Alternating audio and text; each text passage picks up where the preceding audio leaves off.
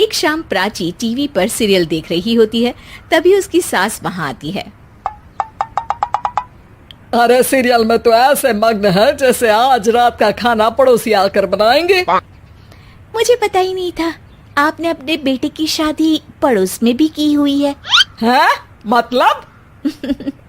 मतलब इस घर में सारा काम बहू ही करती है, आप तो सिर्फ खर्राटे मारती हैं। अच्छा जी, फिलहाल तो तुम आराम फरमा रही हो, चलो जाओ, ये मेरे टीवी देखने का समय है। आहा, इसीलिए मुझे भगाया जा रहा है। सॉरी, अब तो बिल्कुल नहीं जाऊंगी। प्राची की इस बात पर दोनों सास बहू के बीच टीवी रिमोट के पीछे बच्चों जैसे छीना झपटी शुरू हो जाती है, जिसके बीच श्लोक भी काम से घर वापस आ जाता है। आज मेरी चूहे बिल्ली की जोड़ी किस बात पर झगड़ रही है? अरे तेरे बीवी मुझे टीवी ही नहीं देखने दे रही। अरे तुम्हारी मम्मी मुझे खाना बनाने के लिए फोर्स कर रही है। अरे वाह, ऐसे बेतुके रीजन पर तो बच्चे भी झगड़ा नहीं करते। अरे मुझे कुछ मत बोल, सब इसने ही शुरू किया है। हाँ हाँ, जैसे आप तो बहुत दूध की धूली है ना। अरे बस दोनों चुप। प्राची जाओ, खाने की तैयारी करो। और माँ तुम छोड़ो, तुम्हें क्या बोलूं, शांति से अपना सीरियल देखो, मुझे दोबारा लड़ने की आवाज सुनाई नहीं देनी चाहिए। ऐसा बोलकर श्लोक वहां से चला जाता है, जिसके पीछे पीछे प्राची भी कुछ न कुछ बड़बड़ाते हुए रसोई में चली जाती है। हाँ हाँ, सासू जी को तो कुछ बोलेंगे ही नहीं, बस मुझ पर ही हुक्म चलता है, खाना बनाओ, जैसे मैं इनके घर में खाना बनाने के लिए आई हूँ। इसी तरह शाम बीतती है और रात को श्लोक और प्राची की सास खाना खाकर सोने चले जाते हैं, लेकिन प्राची गुस्से में कुछ खाए बिना काम में ही लगी रहती है। इस घर में किसी को घंटा फिक्र नहीं पड़ता, मैं खाऊं या भूखी रहूं। प्राची कुछ देर के लिए रसोई से बाहर जाती है और जैसे ही वापस आती है तो वहां दूध का भरा ग्लास देखकर हैरान रह जाती है। फिक्र पूरी है, बस दिखाना नहीं है। प्राची दूध पीकर सोने चली जाती है और अगली सुबह एक बार फिर सास बहू का कार्टून नेटवर्क स्टार्ट हो जाता है। ये तुमने ही किया है।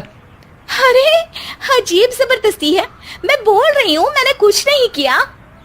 दोनों ने मिलकर पूरे घर को पागल खाना बनाया हुआ है। यहाँ कोई नॉर्मल इंसान तो रह ही नहीं सकता, इसीलिए अब पड़ोसी क्या रिश्तेदार भी घर आने से कतराते हैं। और सुन बेटे, तू भी चंगा, तेरी माँ भी चंगी, तेरी बीवी भी चंगी, रिश्तेदार। हाँ जी, आपको नहीं पता क्या, गंगाधर ही शक्तिमान है, रिश्तेदार ही। हाँ हाँ, बस समझ गया। कभी जानवरों जैसे लड़ेंगी तो कभी जुगलबंदी करेंगी। भाई मैं आप दोनों के बीच में नहीं फंसना चाहता। सास बहू की इस मनमौजी जोड़ी से परेशान होकर श्लोक अपना सिर खुजलाता वहां से चला जाता है। चलो अब मैं भी कीर्तन में जा रही हूँ। इस पर जैसे ही सास कमरे में अपना पर्स लेने जाती है तो वहां नाश्ते की प्लेट रखी देख मुस्कुराने लगती है और नाश्ता करके घर से बाहर निकलते हुए कुछ पैसे टेबल पर रख जाती है, जिसके कुछ देर बाद सिलेंडर वाला घर आता है। ओ मुरी मैया, मैं सिलेंडर के बारे में तो बिल्कुल भूल ही गई थी। घर खर्च के सारे पैसे भी मम्मी के पास है और श्लोक से बोला तो उल्टा 4 बात सुनाएंगे। प्राची ये सोच ही रही होती है कि अचानक उसका चेहरा चमक उठता है और वो घर में आकर इधर उधर देखने लगती है। तभी उसकी नजर टेबल पर रखे पैसों पर पड़ती है, जिन्हें वो सिलेंडर वाले को दे देती है। ये सब श्लोक देख लेता है।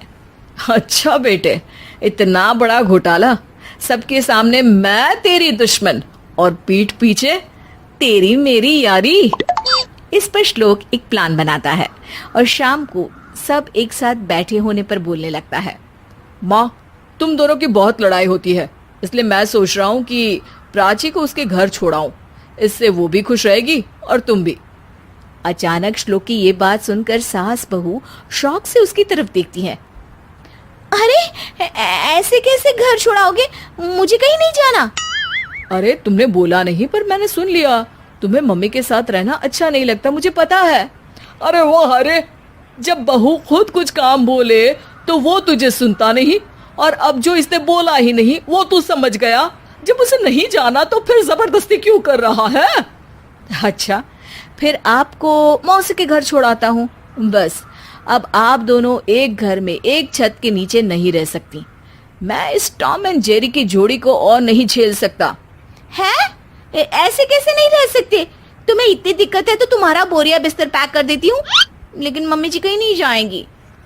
बिल्कुल यही सुनना था मुझे।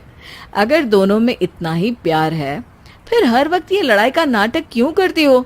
देखा मैंने कैसे माँ किचन में दूध रखती है और तुम उनके लिए कमरे में नाश्ता रखती हो, और कैसे वो पहले ही तुम्हारी दिक्कत समझकर घर में पैसे रखकर बाहर जाती है।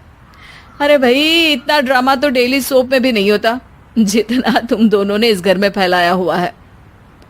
तू हमें टॉम एंड जेरी बोलता है ना, तो याद कर वो दोनों भी एक दूसरे को बाहर वालों की बुरी नजर से बचाने के लिए हमेशा सबके सामने लड़ते थे, लेकिन अकेले में दिक्कत के समय मदद भी तो करते थे। बस हमारा रिश्ता भी कुछ ऐसा ही है। और वैसे भी अगर सास बहू में तू मैं नहीं होती तो दुनिया वालों को कहानियां कैसे मिलेंगी?